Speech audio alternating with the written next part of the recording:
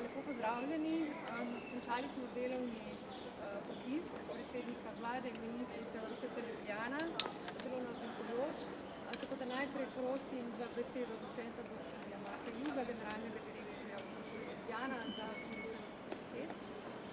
Spoštovani predsednik vlade, spoštovana ministrica, dobrodošli. Hvala, da ste si lahko vzeli čas danes. Danes je za nas pomemben trenutek. Ko govorim o nas, govorimo o vseh nas, o celotni družbi slovenski, ki je sposobna transplantirati 500 src. To je neka izjemna številka in izjemen pogon, ki je možen samo v državi, kjer je solidarnost ena temeljnih vrednot. In takšna vrhunska medicina je možna samo v državah, kjer je solidarnost tista, ki celotno družbo poganja naprej. Mi smo eno veliko srce. UKC Ljubljana je mogoče glavno, najpomembnejše srce krvožilnega sistema, zdravstvenega sistema v Sloveniji. In smo veliki, močni, z ogromnim znanjem. Ampak tudi mi za naše zdravje, za naše bitje potrebujemo kisik.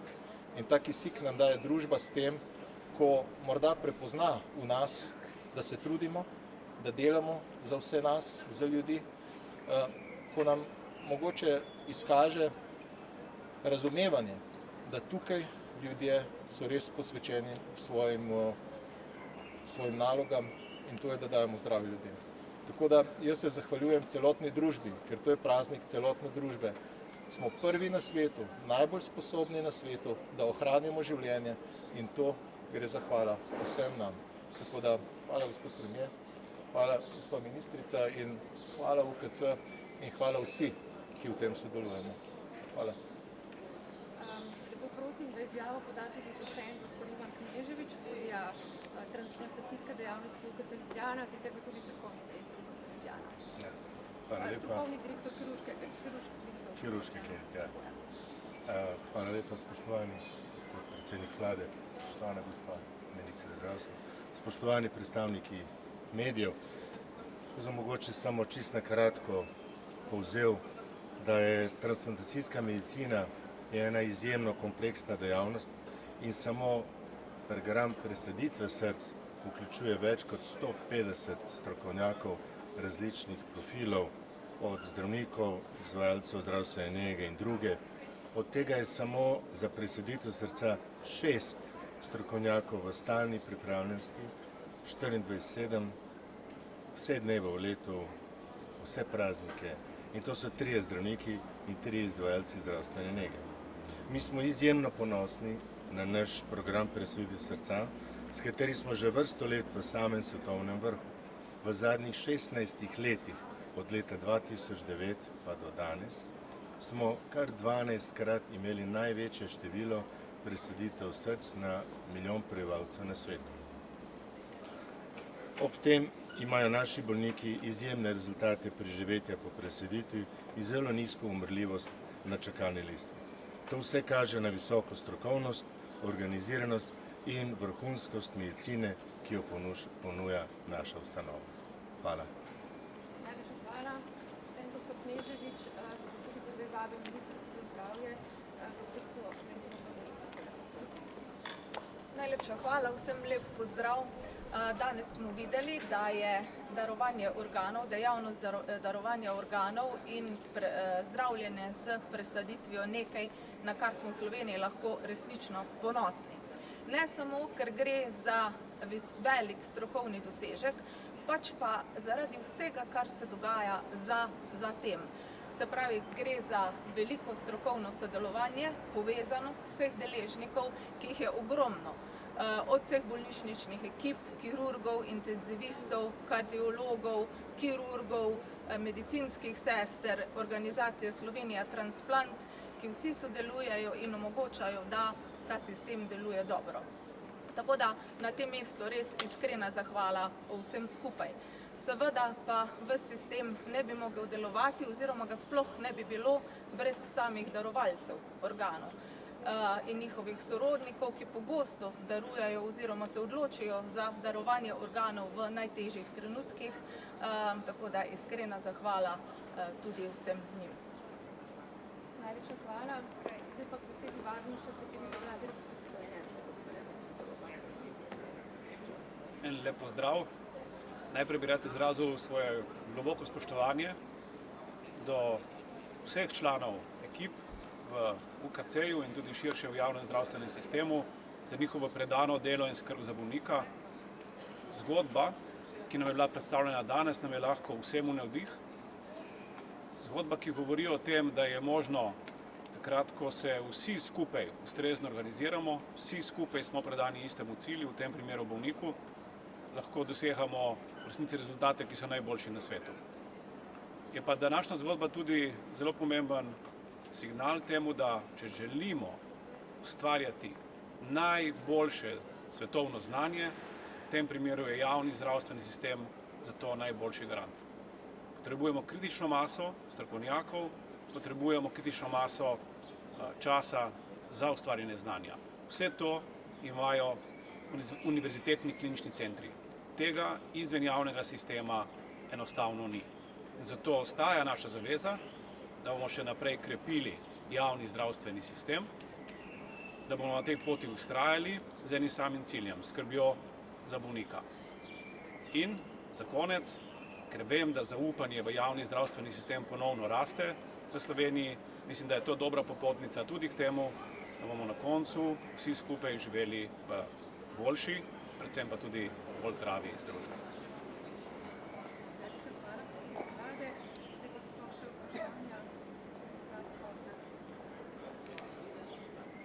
Ja, omenili ste javni zdravstveni sistem, morda vprašanje za gospoda premierja, kateri bodo zdaj naslednji koraki zdravstvene reforme?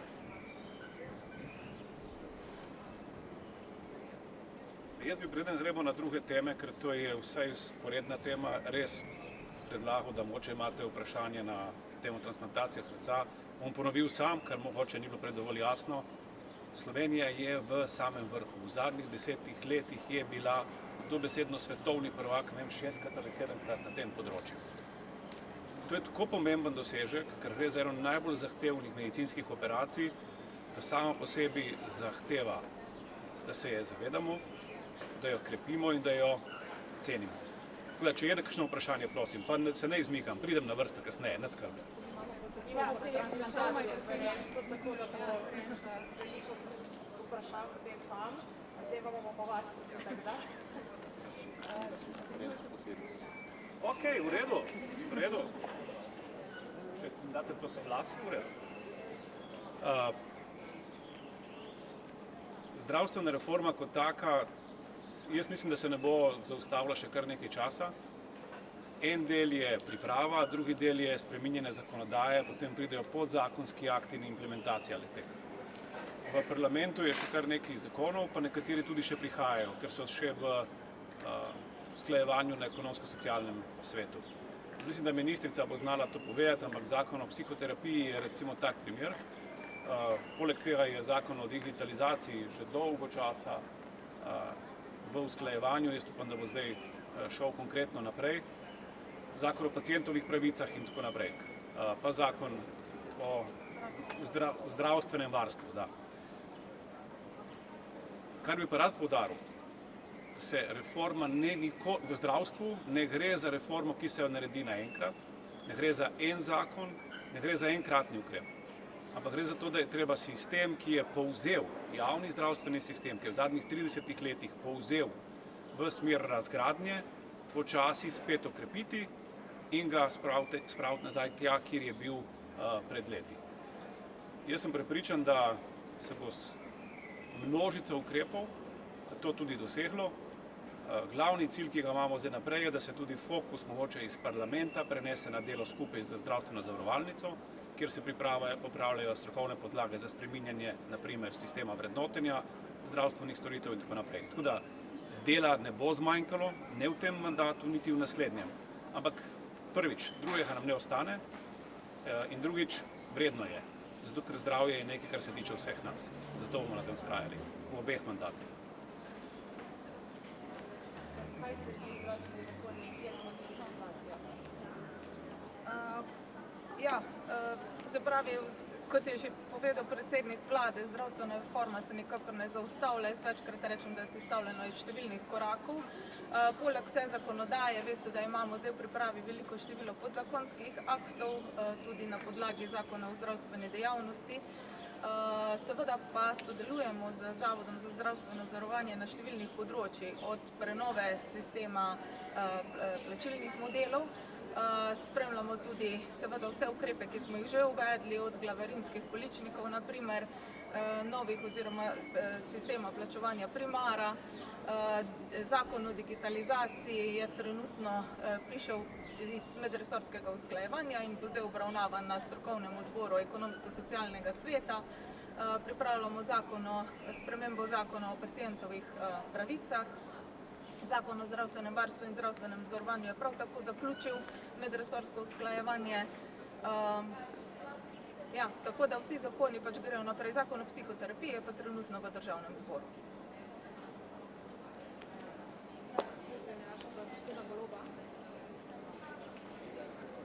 Zdaj, ob tretji obletnici vlade Janez Janša na kongresu dejal, da ta vlada uničuje državo, kako mu odgovarja. Jaz mislim, da bojo o tem odgovorili volivci na volitvah, ki bojo prihodnje leto in je v tem trenutku karkoli drugega enostavno brezpredmetno.